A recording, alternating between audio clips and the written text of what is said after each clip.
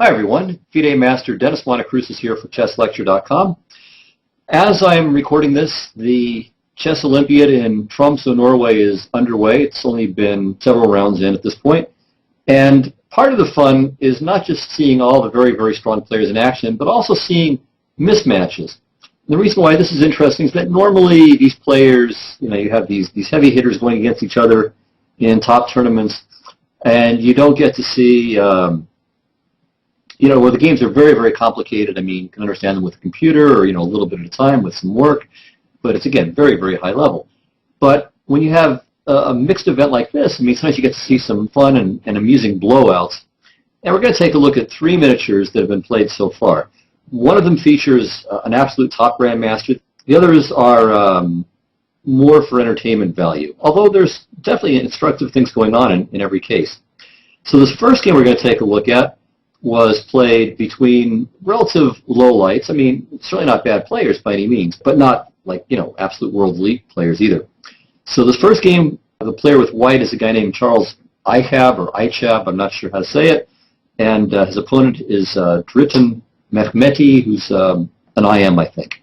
So black's rating is 2416, white's 2048, so both very good players, and it makes it all the more surprising just what happens. So let's have a look. Black wins this game, and it goes as follows: f4, e5, fe, d6, takes. So this is, of course, a very entertaining and fun way to meet the bird opening, or bird's opening. But objectively, I think white's supposed to be better here. But nevertheless, it is kind of interesting to see what happens. So knight f3, g5, g3, g4, knight h4, knight e7. And to be honest, I'm kind of surprised because, I don't know an awful lot about this opening, but I do know that white is here supposed to play d4, and then after knight to g6, go take, and queen to d3. So this is, in fact, the point of d4, because black, going back a move, is threatening to play bishop takes g3, hg3, rook h1. So queen d3, of course, takes care of that. And like sometimes black plays knight c6 now, with ambitions of playing this and maybe some kind of sacrificial sequence like this, or let's say bishop g3 first, queen g3, knight c2. So white plays c3 and then goes for e4. And I think, again, at least when I studied this a few years ago, or when I was analyzing it a few years ago, white seemed to be better according to the computers, and also I think according to practice. Well, that said, white, in fact, did not play that way, but played e4, which is not a mistake, but it's a bit riskier. So black played knight b to c6, and here white should maybe play either c3 to keep any intruders off of d4 when there could be, when the knight gets to d4, there might be, at some point, some kind of trick with knight f3. Also, a good idea here is bishop to g2. But instead, white played bishop to e2, and this is already a mistake. I think what he must have been hoping was this: that with the attack on g4, black would have to play h5. But by playing h5, it prevents him from playing what he normally does, which is knight to g6, knight g6, hg6. So he's posing black a little bit of a dilemma, but in fact, he did not calculate this out very well. So knight to g6 is indeed what happened, and it's a very good move. And here, white really needs to play knight f5, where he's a bit worse, but after h5, only a bit worse.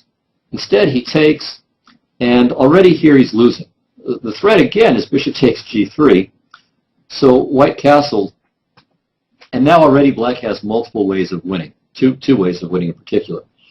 So you might, in all of these cases, try to start calculating things out for yourself to the end. The first victory, or the first winning line is rook h2, which is pretty straightforward. If king h2, then queen h4 check, queen g3 check, and queen h2 mate. And if white doesn't take, then black's just going to play bishop g3, queen h4, and overwhelm white with his massive kingside buildup. Well, as good and really as obvious as that is, Mehmeti chose a different approach. He played bishop to c5 check, which is also sufficient. King to g2 would be the best bet, but after queen to d4, black is winning all the same. And you can look at the PGN for the details on that, or you can do even better and figure it out for yourself. But in the game, white played d4. And this met a rather rude awakening. So queen takes d4 check was played. And if queen d4, then knight takes d4 is just completely crushing, threatening all these discovered checks. And in case of bishop to d1, not only is there knight c2, but there's also mate e2, like this. So white decided not to trade queens, which was an even worse idea. He played king to h1. And here, well, we're on move 12, and white is not going to make another move in this game. So black to move and win. What do we do? Rook h2 check. That's what. And it's just a forced mate. So white resigned because after king h2, queen h8, king g2, queen h3 is mate. So an attractive mating pattern, but certainly something that was well within white's power spot. But again, I mean, it's strange. And one part of the game is strange, the other part is not strange. That white played e4 is strange to me because if you play f4, normally you know Fromm's gambit very well, and d4 is the standard move. That's the strange part. The not so strange part is his playing bishop to e2, which is in fact a mistake, but I think he was just assuming h5 needed to be played and was surprised by knight to g6. All right, so that was the first game, and compared to the next game, it's almost a marathon. So let's pull up this next game here. Again, black is going to win.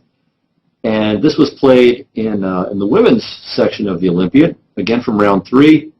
White was a player, I believe from Canada, named Neva Star, and black was an Angolan player, Lucia Pires. I'm guessing about the name. You'll see the PGN and hopefully know better if I'm making a mistake. Anyway, white is a reasonably rated player, 2145. Black is 1538, and plays like a 1538 at the beginning of the game, which is not to be offensive, but just to say that there are little mistakes, and white obtains a pretty significant advantage that you would expect from someone 600 points higher rated. But the end of this game is unbelievable. So let's have a look. e4, e5, knight f3, knight c6, knight c3, bishop c5, and this is not a very good move. It would be an exaggeration to call this a mistake, like a question mark move, but it is a poor move. And the reason is this old fork trick. So if knight takes e5, which is in fact the best move, then d4, bishop d6, takes, and f4. And white enjoys an advantage here. More space. If black takes on c3, it does weaken white's pawn structure a bit, but the bishop pair in a pretty open board is going to be a bigger asset for white.